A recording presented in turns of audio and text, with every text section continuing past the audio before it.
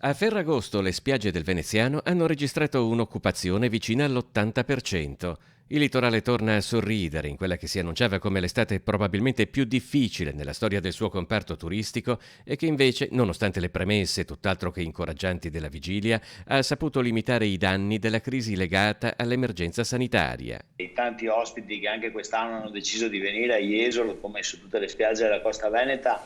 hanno dimostrato di apprezzare gli sforzi che sono stati fatti dagli operatori turistici, balneari in particolare, per sottolineare la sicurezza delle nostre spiagge, e quindi il grande lavoro fatto nelle settimane buie del lockdown. Gli ottimi dati degli ultimi giorni sono un buon viatico per il futuro, non certo per un'estate che rimane comunque di crisi, perlomeno rispetto ai numeri degli anni passati, se si pensa a come sono andate le cose prima di agosto e a come potrebbero andare in quella che si potrebbe rivelare una stagione corta. È evidente che questa non è una stagione di ricavi, i più bravi di noi si attesteranno sul 50% dei ricavi rispetto alla stagione scorsa,